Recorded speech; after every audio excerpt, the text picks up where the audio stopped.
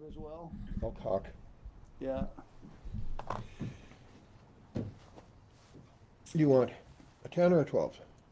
12? I don't care. 10's probably easier to see. Yeah, 10's easier to see. Bigger's better when you're zooming. Speaking of, I'm gonna do that.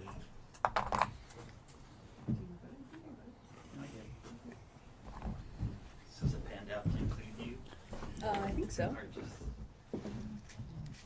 All right.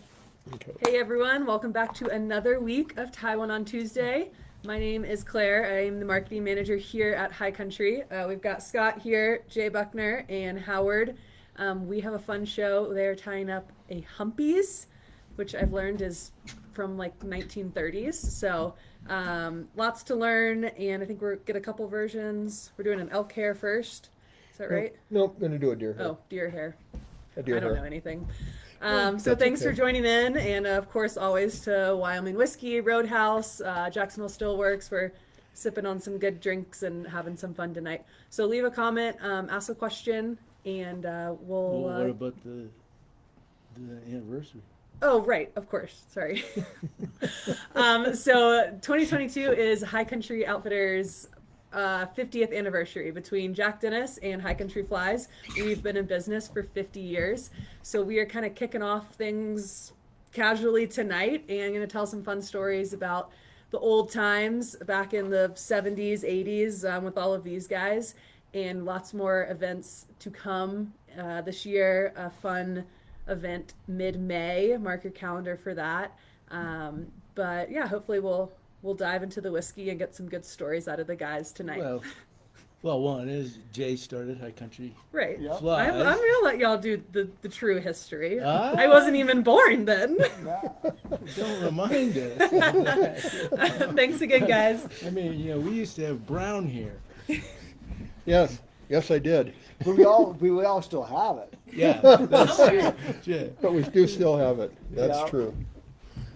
That's very true. Oh man, I was trying BFFs. Why don't we start with a rundown of what a Humpies is and kind of the history with it?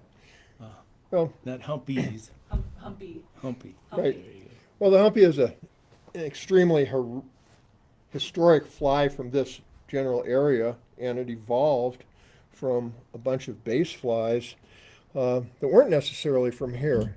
One of the oldest ones that I have, and I want to see that. That's a simple fly with deer hair. It has a tail, kind of a hump on the back, and some wings sticking out over the front. No hackle.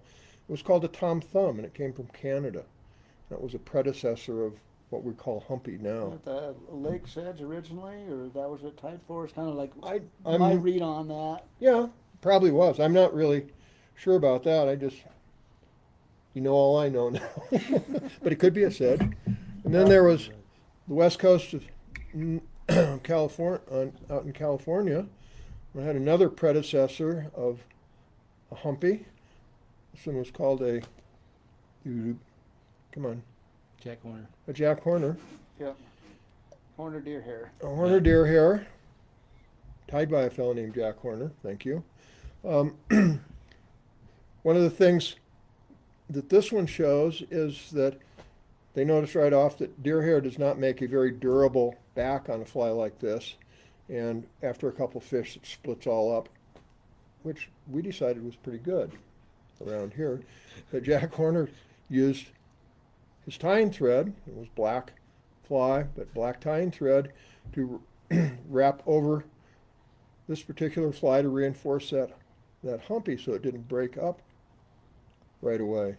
A little trivia on that fly too is, you guys are familiar with the Quigley cripple? Certainly. That's what he used for the basic format of that hang down cripple. Is fishing those. I mean, Howard knows it was a Hat Creek or Hot Creek. Hat Creek, yeah. Hat Hat Creek. Yeah, And about by default, when they got wet, they'd start sinking like that, and that's where Aha. Bob told me he got that fly pattern from. yeah. Oh, interesting. Yeah, Bob was quite an innovator. Oh no, he was like Yeah. totally amazing. Yeah. And here's another fly that was very popular in the Jackson Hole area when I came to the area in the late 60s. And it was called the grayback yellow. And it has it was fished as a wet fly. You can see as the hackle points backwards, but it had the characteristics of a humpy and a silhouette. In this case, it used a small chenille for the belly and deer hair tail and pulled over and no wings. And that was very popular in Jackson Hole area when I came. And you could go into any fly shop and there'd be bins of them, a variety of different sizes. But they were, like a lot of the wet flies, even in the 40s and 50s, they were fished quite large for what we would fish now. This appears to be a 10.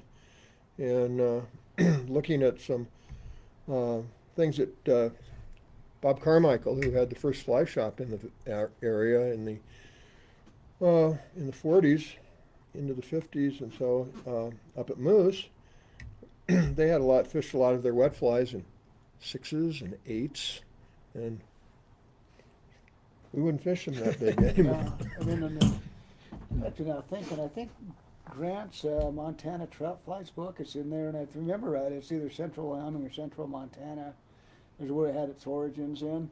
That one. Yeah. Wayne Llewellyn says Steve Hernandez actually cuts the back of his humpies sometimes since they are going to split anyway. They fish great. Thanks, Wayne. Yes, they do. Yeah, Fernandez has got to work to make a rabbit fly. Yeah, he does everything so pretty. That would surprise me. Yeah. Yeah. Does he have the Tutti Frutti version of it? Yeah. You probably. Oh boy. And that's Wayne, Steve, and me, 3 Buzz Busick winners. Yeah. Mm-hmm.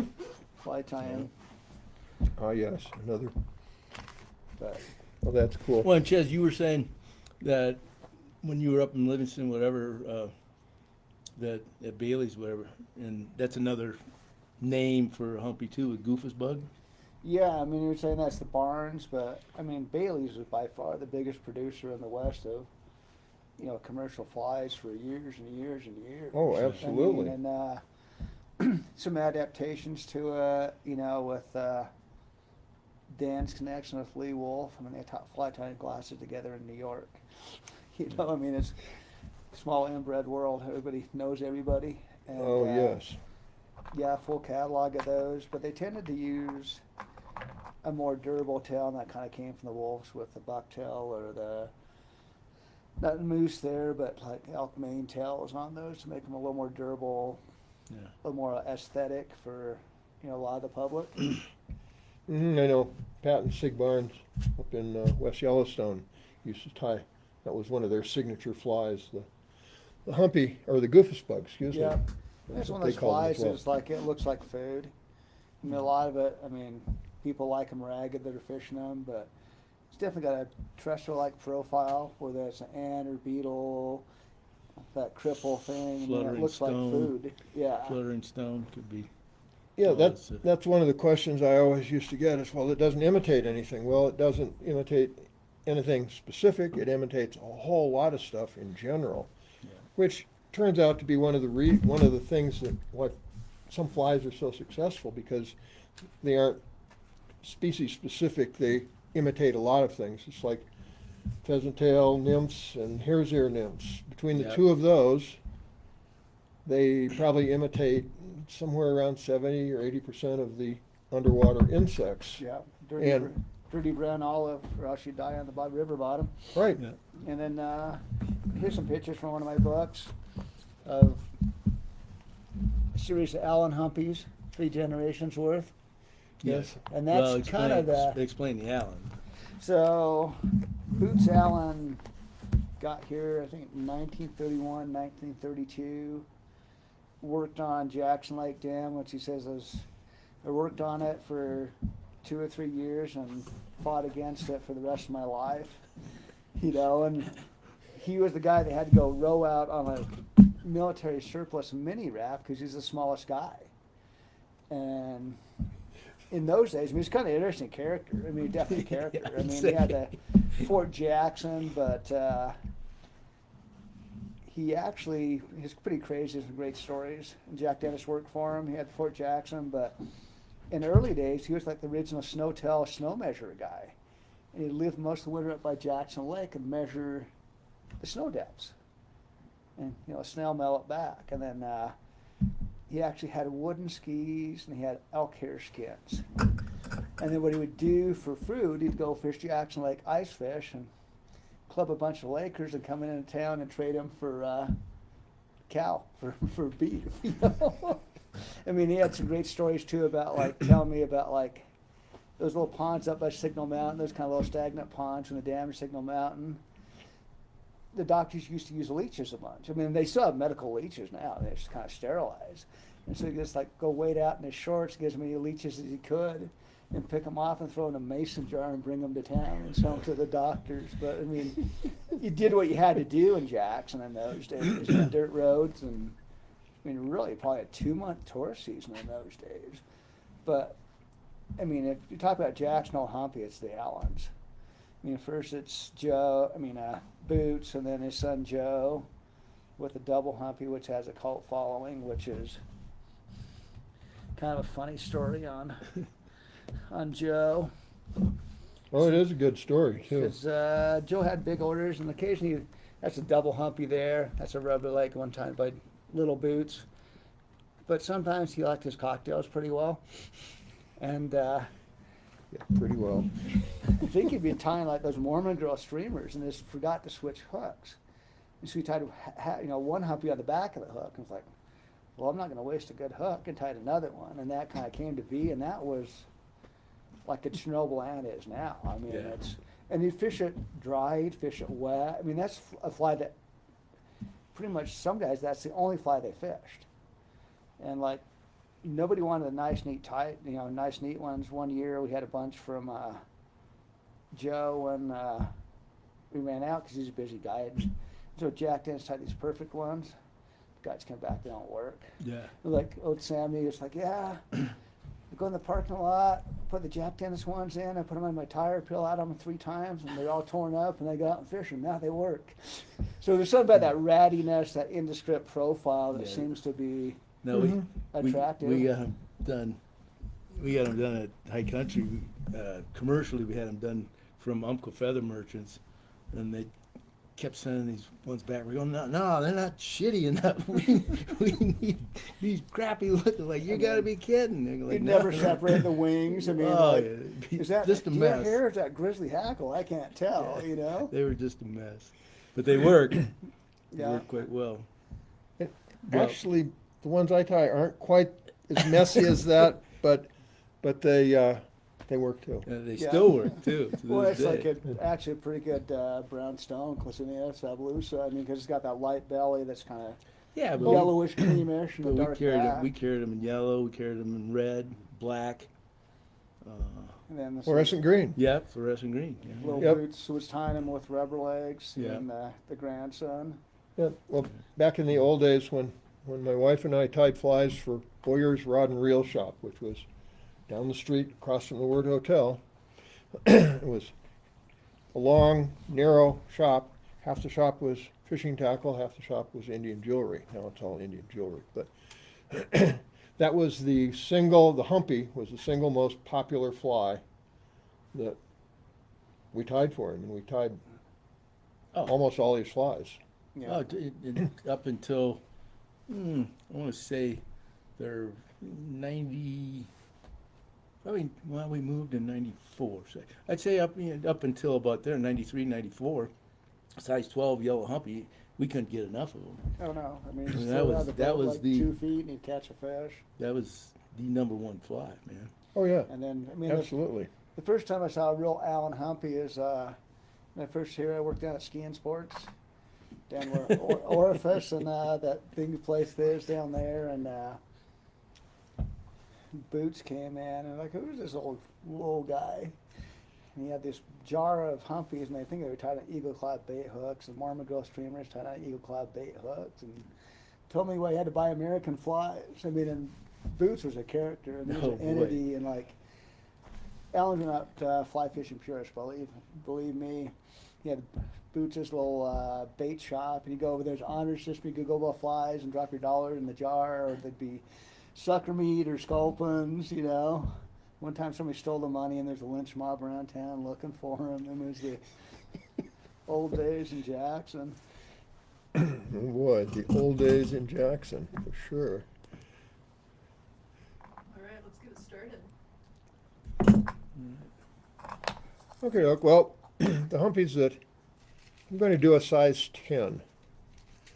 Yeah, the one, good. Oh, there's a hook on the floor. Nobody go barefoot. Won't be the first one. Yeah, it's got cousins.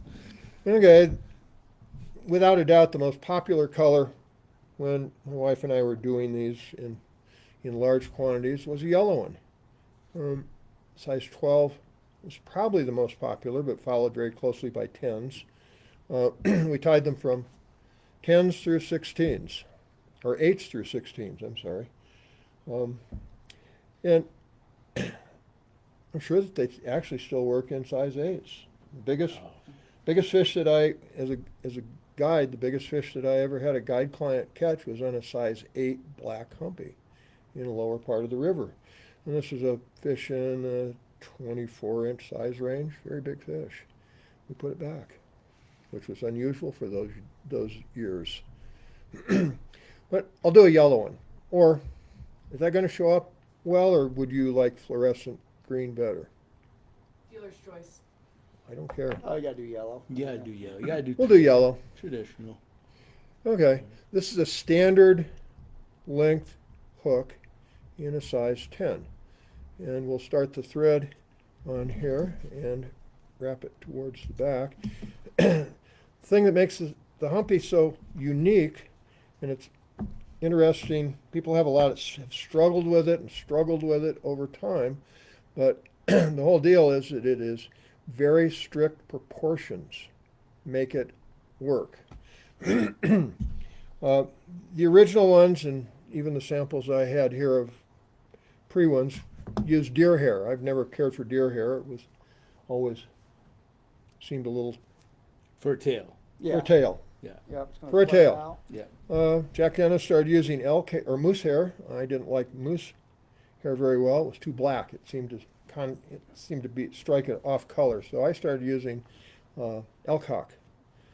It comes in off the leg below the knee of our elk, cow or bull elk, and has some very straight, nice hair for tails. So this is the tail is the key to having the humpy come out correct. And it doesn't matter, again, if it's, and I, over the years, I even tied humpies for dry Atlantic salmon fishing, size 4s on Atlantic salmon hooks. And the same proportions actually work, regardless of the size or style of the hook. Yeah, this was in our beginner class that we did for, 20 years. This was our last fly. And the whole idea is just what you're saying is it's all proportions. And if you start out wrong, it's going to end up being wrong. Right. Whatever. Oh, absolutely. And you could maybe expound a little bit with Andy Pouillon's story about you and Kathy. Him trying to help you. Yes, back in the old days when we used to go to some of the sports shows out on the West Coast, we ran into one of the greater characters of the industry, although there's lots and lots of them. This Andy Pouillon's out in Northern California. Andy was convinced that he did humpies in the correct way and we did them wrong, which got to be very funny. And we'd go to a show in San Mateo, and we wouldn't be there for half an hour, and Andy would show up with a humpy, and he'd say, "That's the right way to tie him," and off he'd go.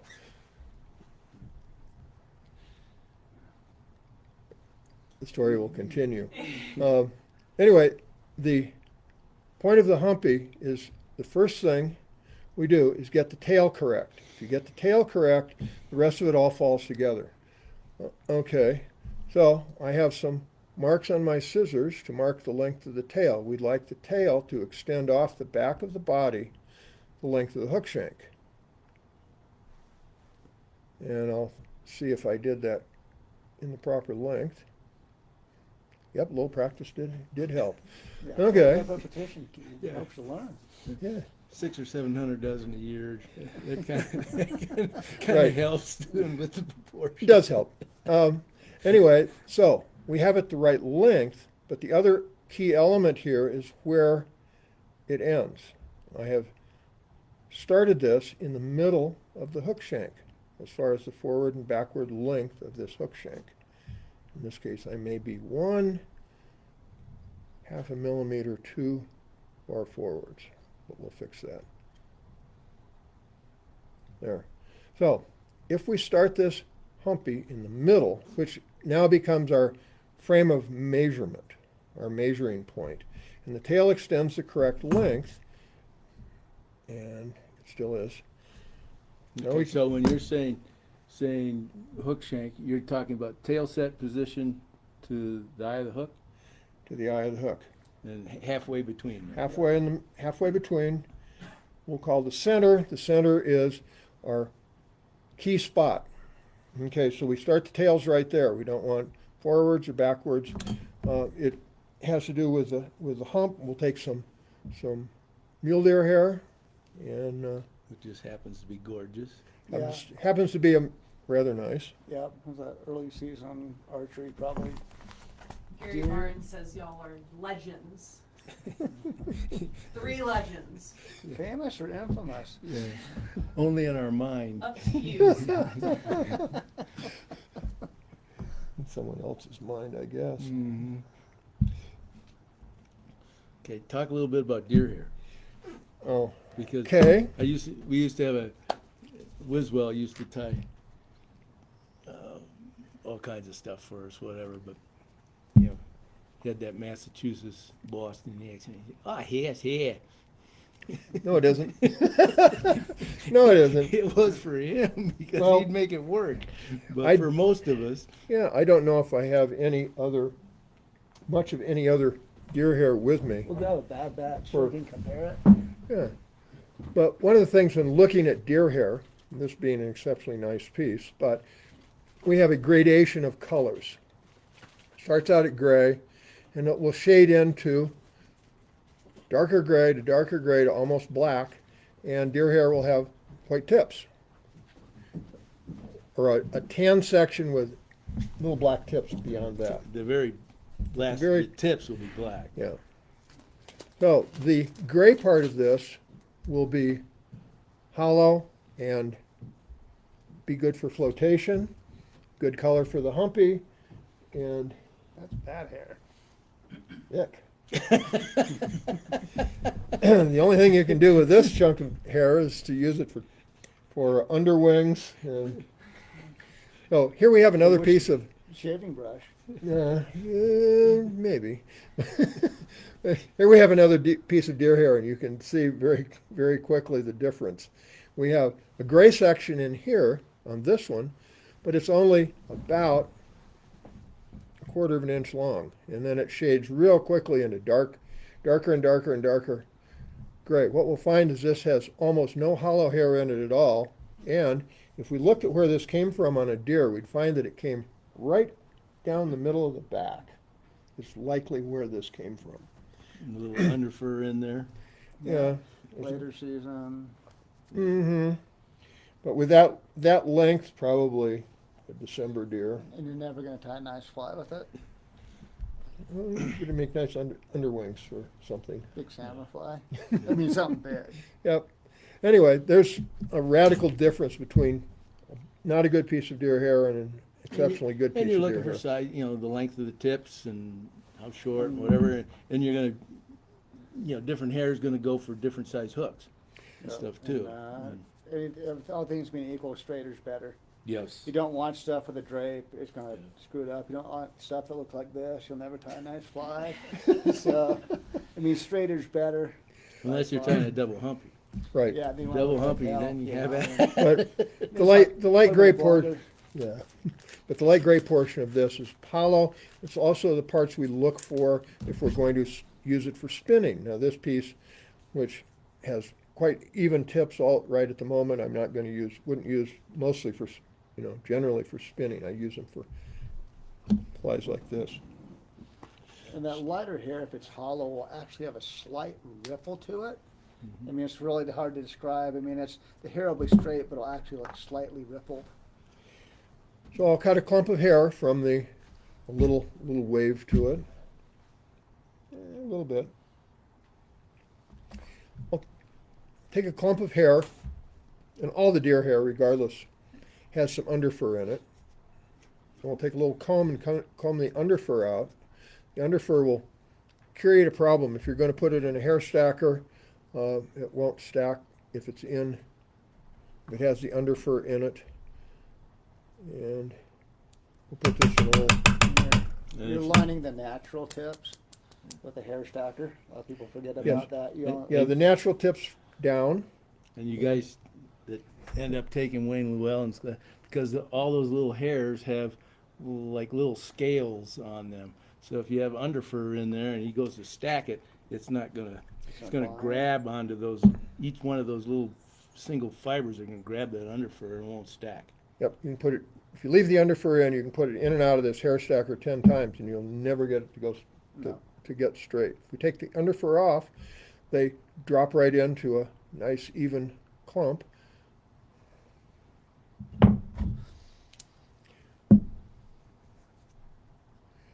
if the hair's in question, throw it away. Okay. Materials are cheap. Yeah, waste more or whatnot. All right, so now we have our tail correct, the correct length. So the next measurement we do with a humpy is the deer hair. And we want the deer hair to go from the end of the tail, there, and I'll make sure I'm to the end of the tail. Change to my left hand. Whoop, I didn't quite change it far enough forwards. Change it, and we now snip this off right at the eye of the hook. So our clump of deer hair goes from the end of the tail all the way to the eye of the hook. That's the correct length we're going to measure. Now, one question I've been asked only 100 times is, how do you know how big a clump of deer hair to use? That comes from practice. And there's no other way to get a grip on that one. You know, it's not a lead pencil size. It's not. Yeah, Yeah, well, that one might be. I just watched one of these young guys. Yeah, it's half a pencil. Yeah, I don't know if that's number 2 pencil. I don't know. It's one of a the golf big, pencil. One of those big fat pencils. A golf pencil. Does that look fat to you?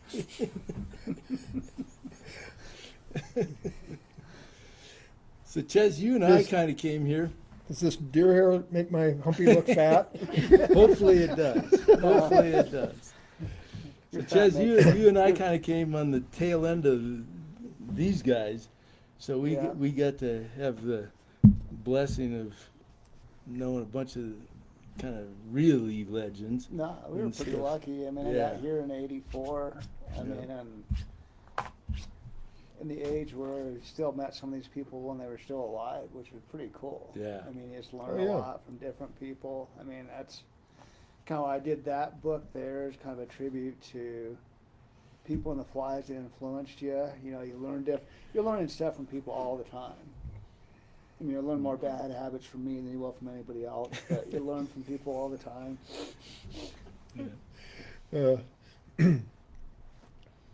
As opposed to Jay, you came here like there was still Carmichael and stuff like Yeah. that you got to Well, experience and stuff like you that. went to UW too, didn't you? I did.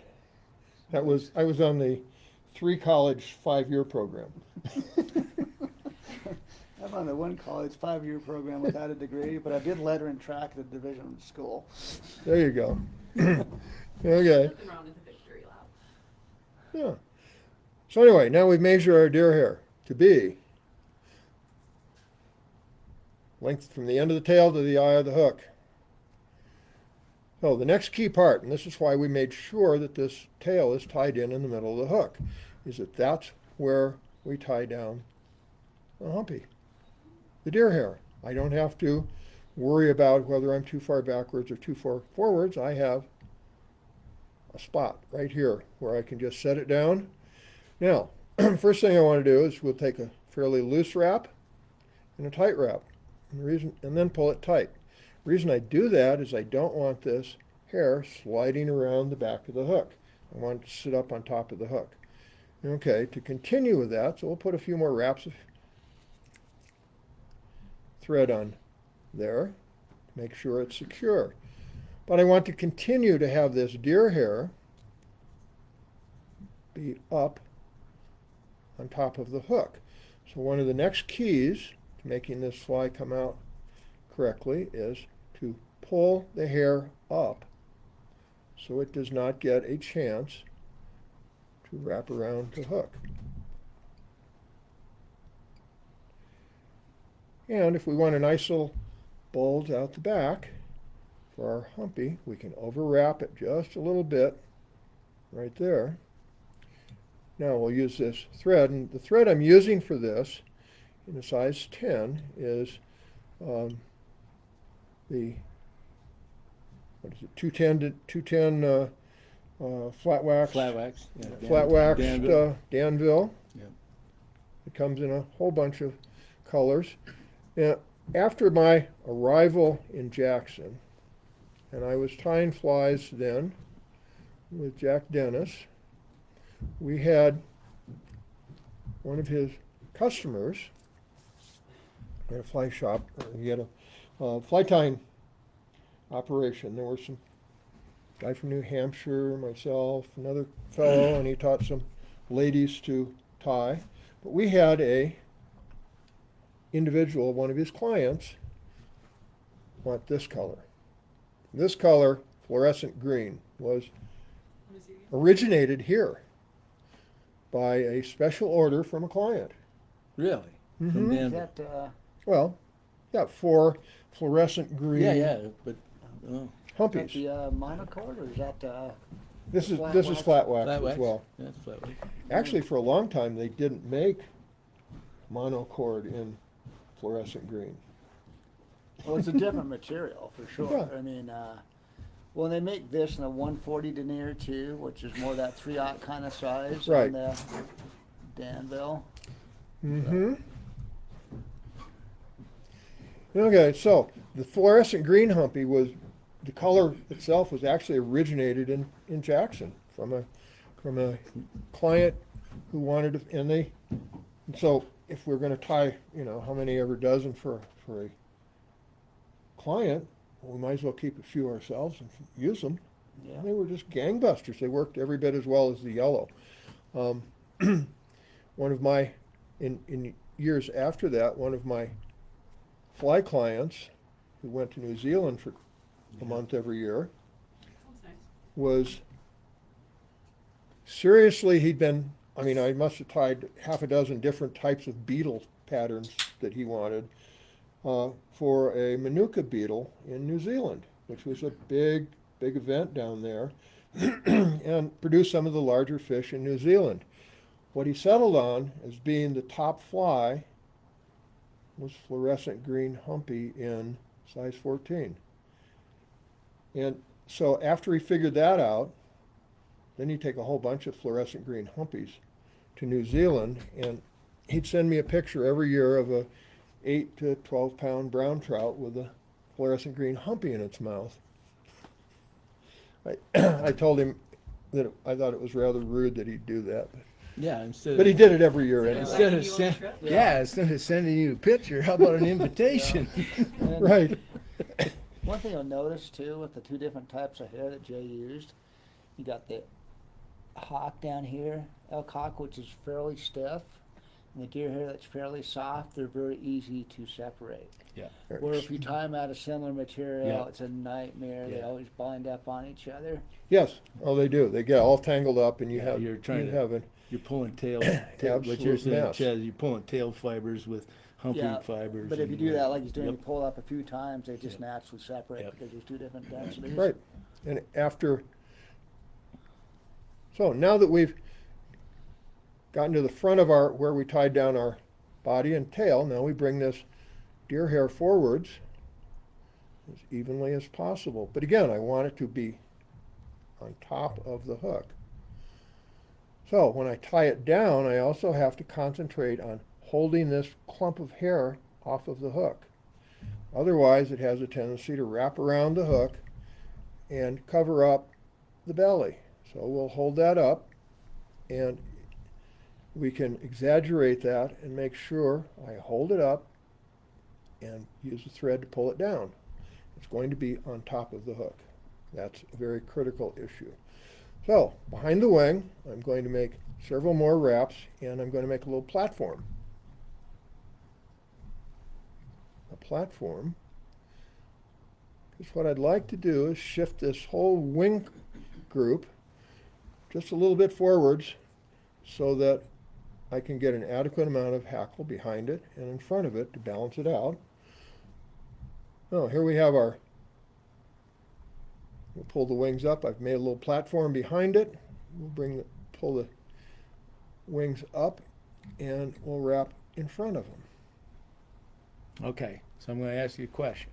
So Okay. now, when that ends up like that, now traditional Catskill, old traditional, we have wing set halfway between the point and the eye of the hook. And where are you at right now? I'm a little bit, yes, Right there. I'm very close. Yeah, you're right there because you started halfway. Mm-hmm. To pull the hump over, you started halfway between the whole shank. And so now you end up in a traditional. The wing ends up in that traditional halfway between the point and the eye of the hook. Right. Yep. And which helps balance the fly. Totally. If I move it up too far forwards, It's going to sit like that. fly's going to tip over on its nose. Yep. If I keep it too far back, I don't get enough. It's going to have a tendency to ride back, but And not only I that, have roll. trouble getting hackle behind it. And it's going to roll to the side Yeah. too. All right. Well, Yeah. I'm going to pour one of these. Would you guys care for I one? might take a little snort, you What's going know? on? Yeah. I might have a You know, dash of that. All right. Might need to rinse the gums, you know? Thanks, Dave. He's drinking again, Dave.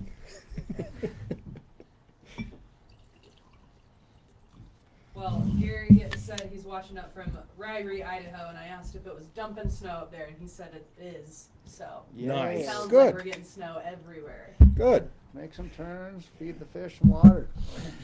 You bet. Thank you, sir. All right. The Old old times and timers. some more. Okay. What'd you say you were, Scott? What was that acronym you used earlier? Downright OMFs. delicious. Omofos. Tying BFFs, big frickin' flies. There you go. Okay, now we have our wings set in the place in the area I want them, and they're going to prove to be the correct length. But I'm going Believe to it or not, Andy. believe it or not. Oh, I haven't finished that story. I know. I know. Okay. Back. Okay, so thank you. Okay, so we're going to split the wings. Do our best to get them 50-50. So we'll make a quick figure 8 between the wings. Now, the one thing that deer hair wants to do, no matter what I think about the whole deal, is when it gets wet, they're going to want to go Quigley crippled. quigley cripple and lay right out over the eye of the hook.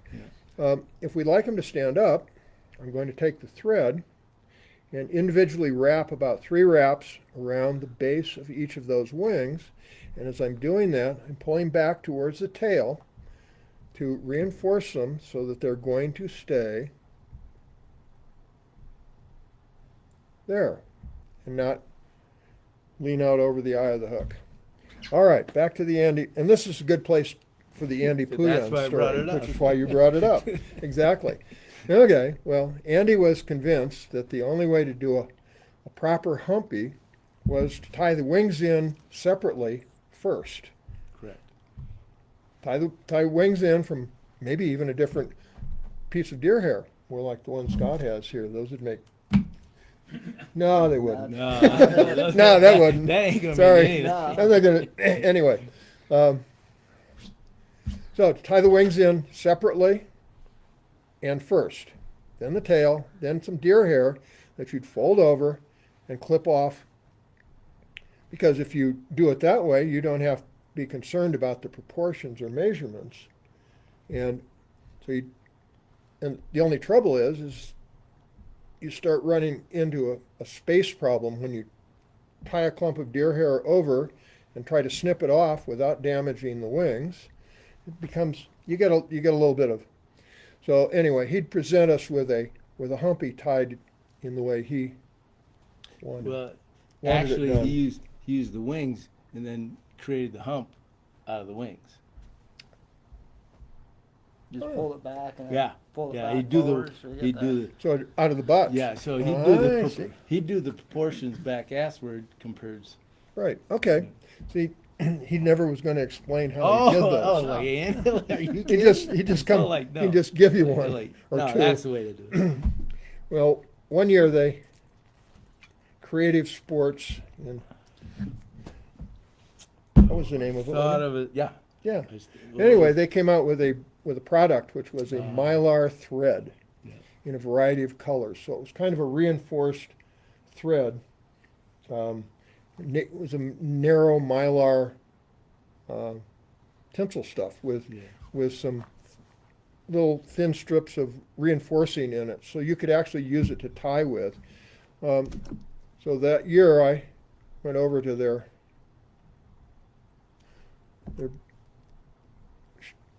Booth. their booth and got a spool of each color, which was blue, green, red, gold, silver, purple, like 6 or 7 colors. And so during the rest of the show, my wife and I proceeded to construct our style of humpies using their mylar thread in all the different colors to build the fly. And so at the end of the show, I took the whole set over and gave them to Andy and said, "Here, this is the right way to do them." Sorry. Actually. This actually is the right way to do them. Wasn't Andy like one of the guys first importers of like the newer tippets? Like that Oh, yeah, no. I mean, he did a bunch of Puyon's stuff. got, he I did mean, all that was, kinds of stuff, graphite rods. Well, yeah, why you have tapered leaders Yeah. now is because of Aeon. Yeah. He started with Aeon back in the day, whatever, and then, Rio with Vincent. Jim. Yep, that all. He made the connection with Jim, with the guys in Japan, to, actually started getting store-bought tapered leaders that were worth a shit, back in the day. Yeah. Oh, remember those gladding that were ground down? They were this big hunk of monofilament that Well- was ground down to a taper. Like, oh my God. Well, and how they actually make the leaders and tippets is basically like making cotton candy. It's Yeah. extruded nylon. Yeah. So the faster you run it, the thinner it is. And to make a tapered leader, I did this at Bailey to Dairiki, you're running like a machine on a scale, where it's going slow and fast, and you cut the thin end and the thick end. Yeah. So that's how you get the taper in is how fast you run it and for how long. Cotton candy and tapered leaders. Well, things have come a long, long way. I fooled around looking into old leaders a long time ago. My grandfather fly fished in Michigan, and when I finally figured out what some of his old stuff was, some of his old leader holders and the like, they were actually unused, brand new in the package gut leaders. Oh boy. And not knowing anything about gut leaders, and, but they're referred to as cat gut. Yeah. And I went, oh, this is really weird. And I wasn't too worried about whether the cat, about the cats. But you went and fished them. Well, actually, no. Oh, okay. They're still in the original packages. Oh, okay. I was going to say, because you fished them and you didn't have them wet. No. But no, I understood that. By then, I understood the process. But, Okay. So I looked into cat gut leaders. Well, I figured out that actually it has nothing to do with cats. It's caterpillars. Yeah. It was shortening caterpillars. The leaders that they were making in the 1800s out of some other material than horsehair were caterpillar gut. And the caterpillar gut was a silkworm. Yeah. So they take silkworms. When the silkworm had finished making all the silk he was going to make, then they'd do away with them and take the intestinal tract and stretch it. And a good one, you could get about 3 feet of stretch out of it. And in those years, in the late 1800s, the best leaders were made in Spain. Yeah. And they figured out the whole system, the X system. So we had leaders 1, 0, and now we 1X, 2X, 3X. Well, I also found out about how they came up with that system. So they have these pieces of stretched caterpillar gut, and they tie them together. So you'd have 3-foot sections. So for a 9-foot leader, you'd have 3 pieces. Yeah, But they'd make them tapered. So they had a piece of steel with different size holes in it. And you'd take the gut leader and you'd pull it through a hole. And that one was 1X. And then with the next size smaller, that was 2X. And the next size smaller was 3X. I have no idea how strong those were. Well, and that whole silk thing was used before synthetics. I mean, there was Oh, like sure. definitely. I've stayed in a house that was in France. I actually fished there too. Were basically fortified because silk was worth that much. Yeah. And you didn't have nylon and stuff, and like I think early World War II, the first parachutes were silk because it's really, really super strong for what it is. Oh, you know. absolutely. But yeah, that was the super high strength material, that and linen. You know, gear's come a long ways. I mean, you look at some of those old Herders and Weber tackle catalogs, you know. Beaver Dam, Wisconsin. Yeah. Yep. There's some pretty cool stuff in there. Yeah. No, Herders. No, as I've well. always. And you went to school, remember Todd, you went to school with Herder's kid. Yes, Yeah. I did. Yes, I did. Any guys on doing the Facebook Live ever have an old Herder's catalog? Great marketing scheme. You'd send them $5 for the catalog, so you never had to pay for shipping, and you get it back on your first order. I mean, the old days of actually mailing in a check. I mean, it was pretty amazing. Not FedEx and Amex and. Yep. Well, the Herders, we had one of the old, I have 2 or 3 old Herders catalogs. And in the Herders catalogs is Jacques P. Herder holding this or holding that animal, something From a rhinoceros With to from a rhinoceros to pheasants to Yeah. geese Yeah. to whatever. The Well- fine, everything was the Herders was the finest. Yep. You know, like I got my Herder's ulu knife that has caught this massive salmon. Now, I got my caribou. I mean, like great, the guy was the ultimate marketer. He's also an incredibly talented, innovative fly tiger. You look at some of that stuff in Oh, there. one of his tools Oh yeah. and stuff. Oh, I mean, Fly like, tying tools. I mean, Making the back in Rapala those days. flies with a carp scale. Yeah. I mean, different things and. But going Yeah. back Oh, yeah. to the tippet and stuff like that, yeah, I don't care. If we didn't have the tippet that we have today and the fly rods we have today, half these people that are fly fishermen wouldn't be fly fishing. Oh no. Oh, Because Then yeah, I mean, it's, you were on. I mean, we used to go fish the Henry's Fork. I mean, you had even back in those days, you had to fish, and the best stuff was Nylorphy. There was a French deal too. well, the what was it? Nylorphy was French. no, Murphy was French. Yeah, but there was The San another- Michel. Yeah, the San Michel. Yeah. That stuff. I mean, what 6X was like 3/4 of a pound. Mhm. Oh You know? no, I mean it was nothing. Yeah. I mean, So that- I mean, so you had 5X was a pound and a half. yeah. So I mean, we never talked about landing fish. You stuck I fish, mean- but you didn't. I mean, if everything the stars were right and everything lined up, yeah, you landed a fish. But I mean, you didn't. Yeah, no. I mean, They'd take yeah, your no. fly and dive into the weeds, and Oh, that yeah. was the end of Yeah, it. that was the end of that. That You was- never open up a hook, and now that 5X is pushing 6 pounds, you open up hooks all the time. Yeah. Oh, sure. Yeah. Oh, absolutely. Well, not only that, now you have a rod that, God, I almost said imbecile. Idiot proof. That can cast. Yeah. Can Yeah. actually punch out some line. And then they think they can. Oh, God, I watched Yeah. a YouTube thing the other day the kids had on. And guys going, oh, you cast like this. And this is your like, oh, my God. You wanted to, yeah. Who taught you to do this? Well, I don't know, but he shouldn't be teaching other people. Right. He shouldn't be teaching other people to do it. Okay. Wasn't he or I me? mean, also in the Let's stop herders, where show, we we had a are. fly All right. called the Sasquatch, which is the Humpy, and I think it had a marabou or ostrich tail on it Really? for a little ripple thing. I mean, just kind of crazy stuff that guy did. Oh. Yeah, herder? Yeah. Oh, yes. Well, you mentioned that I went, so when I was in college at the University of Wyoming, it had to be 1966. Okay, well, so we found that going to school there getting a degree in psychology was Jacques P. Herder, the kid I'd seen and holding all the critters.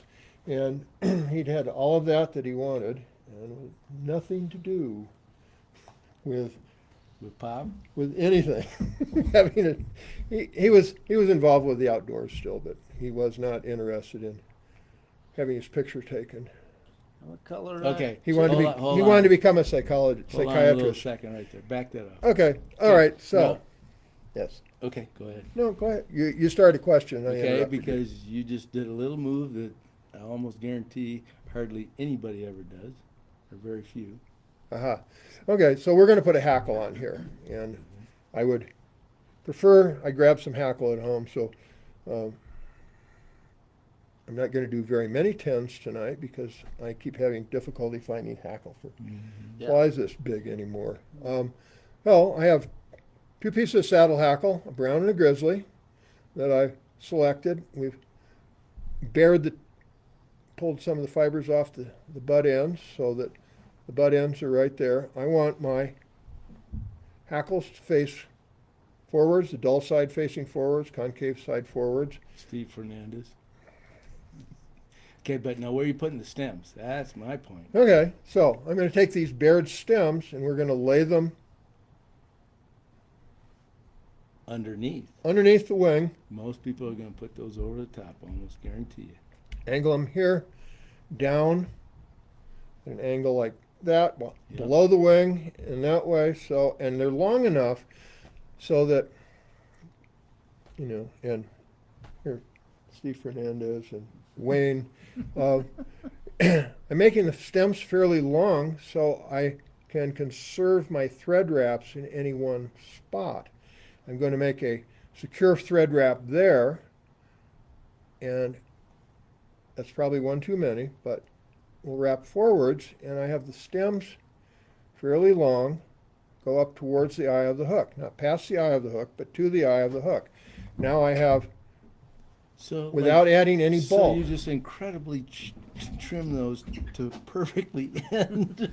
Right? There again, there's that bazillion dozens over your line. Yeah. Well, that was Yeah. not on purpose necessarily. Yeah, hell. Okay, so these are, so I've got a platform in the back, But my point was, Right. is you started your stems underneath underneath. as opposed to on top, where most Yes. people will probably tie them in on the top. Yep, so they're slanted down underneath Right. so that my hackle feathers are here. Now, And they secure like that. right. Yeah, no worry on that. Okay, so now I could use hackle pliers on these, but the feathers are reasonably long. I've got a platform in the back, behind the wings, of a different diameter than the front of the wings. So if I put my hackle pliers on here and wrap a couple wraps around here, when I change diameter underneath the hook, I'm going to have two feathers that are Different they're the lengths. wrong length. They're different lengths, so I have to reset the hackle pliers. If the feathers are long enough, I'm going to do this back here. We're going to wrap one wrap there. We're going to put two wraps behind the wings. And to help, so I'm going to crowd a third wrap in here. This is going to, because the wings have enough width to them. If I'm not fairly careful, I'm going to end up with an open space under the wings. So I have two wraps back here. They're not too tight, and I'm going to crowd a third wrap under the wings and behind them. Now I've changed diameters. Okay, now I can hook on a pair of hackle pliers without having to worry about them being different, whether they're different lengths or not. Kind of get a little micro slip as you're pulling it that suits them. Excuse me, Scott? You get kind of almost like a little micro slip when you use your fingers that keeps Yeah, the tension yeah. even on the. The feathers The slip diameter. as I'm going around and they don't end up, but if I use the hackle pliers to start with, if I had shorter feathers, so I felt I couldn't hold them with my fingers, by the time you come around, you have to reset the hackle pliers Because and let the feathers come out. So I had 3 wraps behind, and I've got now 3 wraps in front. And I'm not crowding the eye of the hook. But to tie this off, I don't want a bunch of deer hair, or I mean not deer hair, but hackle fibers in the eye of the hook. So we're going to end it up here, above the eye of the hook. We'll put a couple of 3 wraps on there.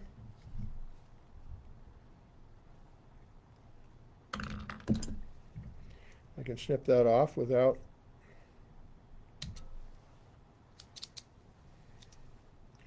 getting any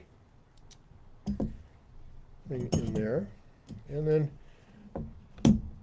cover up those hackle butts, and we'll put a whip finish on. One of the things that my fly tying class that Howard and I have been teaching, they have, at this point, have difficulty putting a whip finish on here without getting the some of the hackle tied into the, and then it becomes a nightmare to get that all trimmed out. And I'm trying to teach them to get your left hand involved and pull all those fibers back like that. Oops. So that we can put a whip finish on here without getting any hackle wrapped in there. Just like that.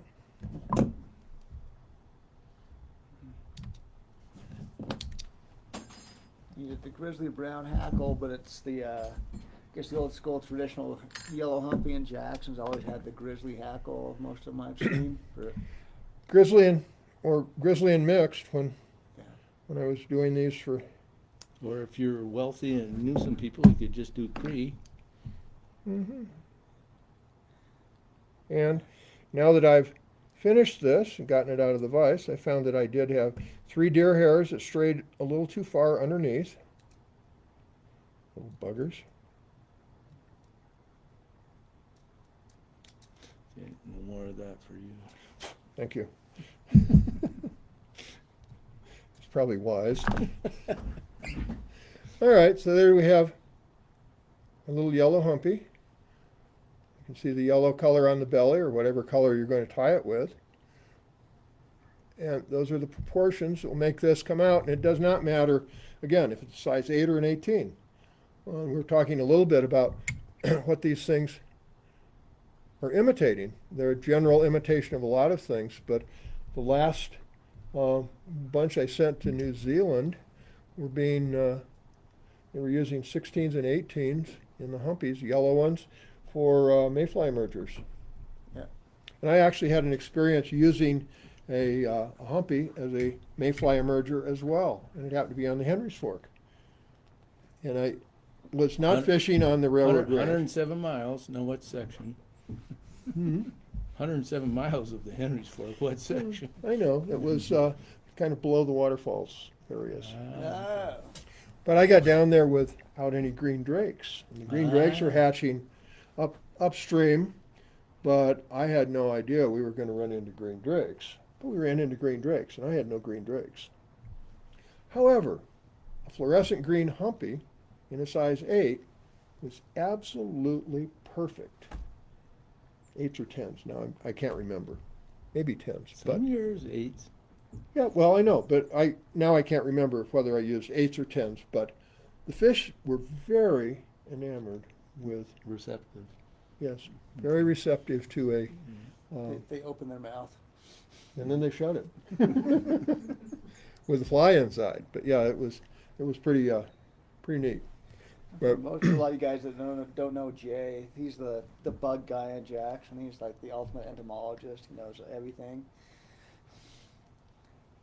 And he's well, thanks, Scott. him and Kathy have been pretty much the instruments, the driving force and travel limit in Jackson for many, many years. Definitely learned a lot of stuff from you guys.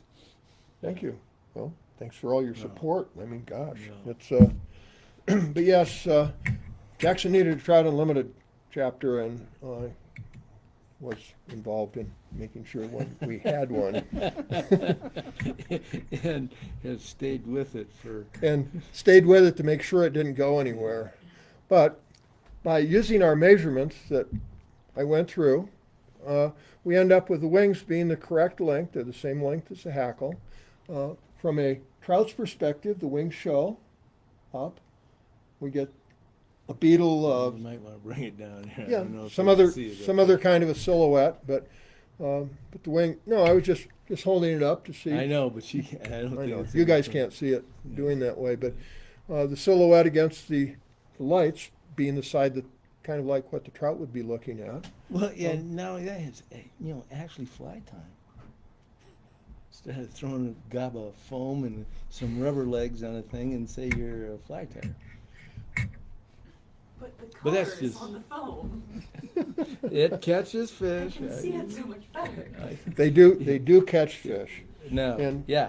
Well, okay, clear to that. So, number one fly for bunches of years was a size 12 yellow hump Right, in my shop. His original shop. my shop before my shop. Well, at my shop after your shop. Yeah, Yeah. right. Okay.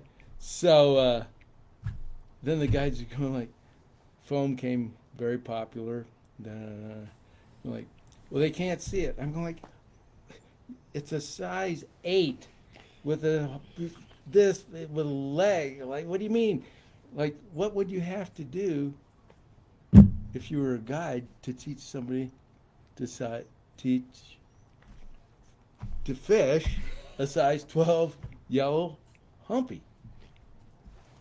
Well, Well, damn, you'd have to You got to be cast straight, so like the line points Yeah, to the fly. you'd actually have to be somewhat of a fisherman. But I mean, there's also like Jack with the Royal Humpy, I was going to Mhm. say, which is the Jack, guide, deal, and I've Oh, done totally.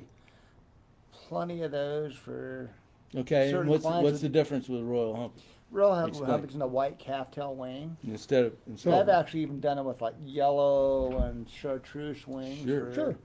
or certain pink or people. any other color. Yeah. But, so now we're back to the Andy Pouillon style. So you tie the wings in first, Yep. but in that case, you're not using the same material for the body.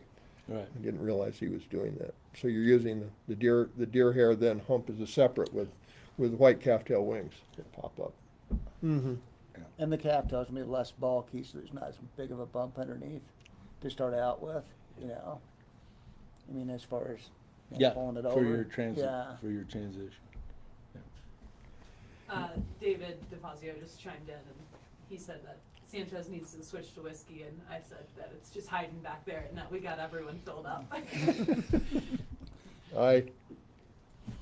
We good? Unless you want more. No more funny stories?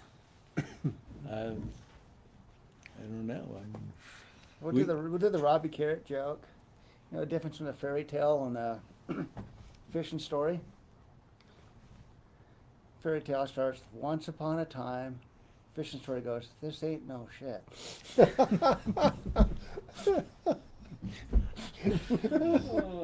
That's good. That's good. I like Good old that. Robbie. I haven't heard from him for years. Are they still up in Oh. Alaska? I don't know where. No, last I time. mean, Alaska's probably getting too inhabited. Could well be. Yeah, when I first came, there were some of the ski patrolmen that were at the newly opened village who'd come from Aspen, Colorado, and they'd had all the Aspen they wanted, and after about 5 years, they'd had all the Jackson they wanted and went to Alaska. So was your store and Jackson Hole Mountain Resort, they opened the same year? Did I get that correct? No, that's Jack Dennis. This Oh. is 67. So Okay. you were at 72 on. Right. Gotcha. Cool. All right. Well, thank you, everyone. Hope you learned a thing or two about the Humpies. Humpy. Sorry, Humpy. Well, the Humpies are plural.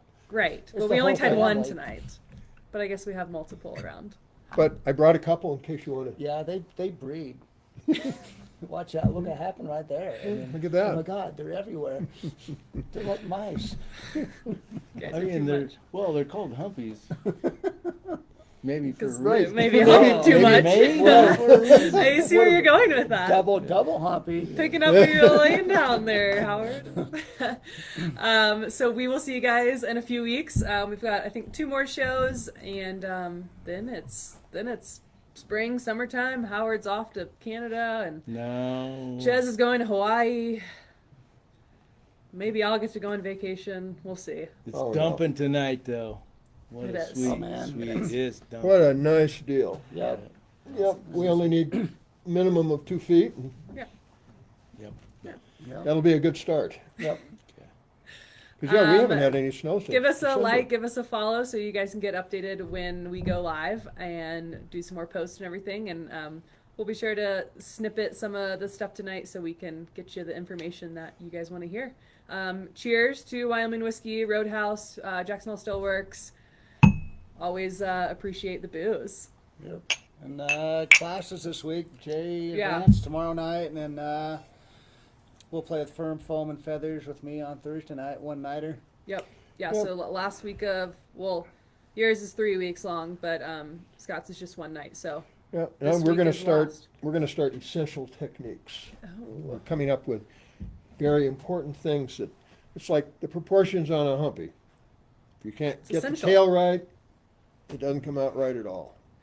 Or that feather thing that Howard was Yeah. so impressed with. And then deer hair to whiskey ratio. Right, Right, that's also very essential. and that's essential too. That's just breathing, breathing and drinking. That's all that Cheers, is. everyone. Have a good Okay. night. Thank you. Seizure.